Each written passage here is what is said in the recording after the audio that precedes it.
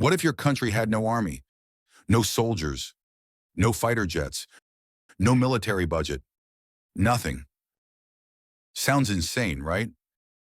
In a world full of conflicts, invasions, and TikTok debates about World War III, having no military sounds like national suicide.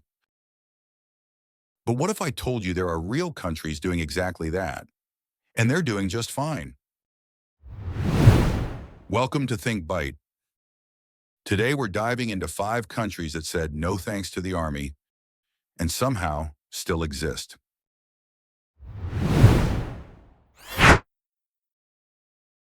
Let's start with Costa Rica, the country that abolished its military back in 1948.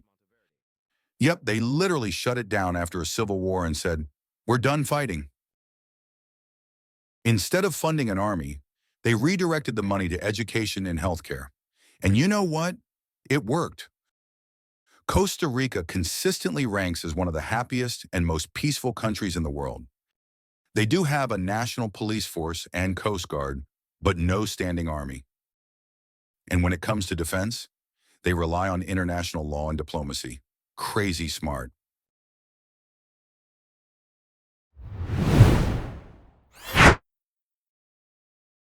Iceland, the land of fire, ice, and no army.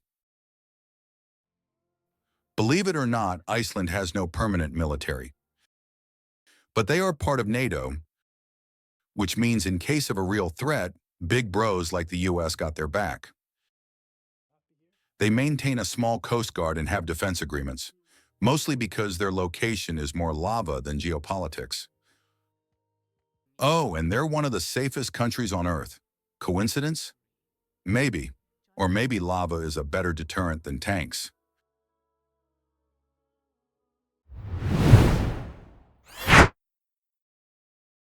Panama, famous for its canal and for saying goodbye to its military in 1990. After years of dictatorship and political instability, Panama's leaders realized that maybe tanks weren't the best investment. They created public forces instead, a combo of police and border patrols.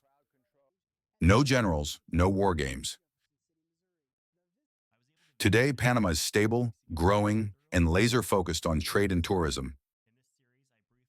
Their defense strategy? Peace through prosperity.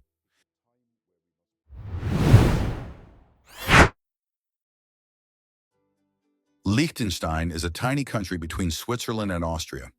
How tiny? Well, it has more businesses than people. It dissolved its military in 1868 because, get this, it was too expensive. Today, they rely on diplomacy and neutrality. In case of emergency, they'd probably call Switzerland, or just politely ask invaders to stop. Fun fact, once their soldiers went out for a drill and came back with an extra man. Someone from another country just joined them mid-walk. True story.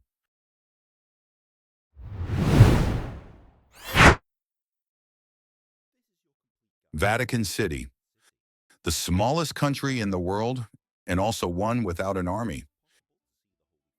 But don't worry, the Swiss Guard has been protecting the Pope since the 1500s. In very fashionable armor, I might add. They're more ceremonial than military, but they're well-trained. And honestly, who's going to invade the Pope? With its spiritual status and international recognition, the Vatican doesn't need bombs. It has influence. So, what do these countries have in common? They show that peace is possible, not by stockpiling weapons, but by investing in people, diplomacy, and stability. Sure, not every country can afford to ditch its military, but these examples prove that it's not always about firepower. Sometimes being smart is enough. Which country surprised you the most? Or do you think this is all just idealistic nonsense? Let me know in the comments. And if you enjoyed this bite of knowledge, hit that like button, subscribe, and feed your brain. one bite at a time.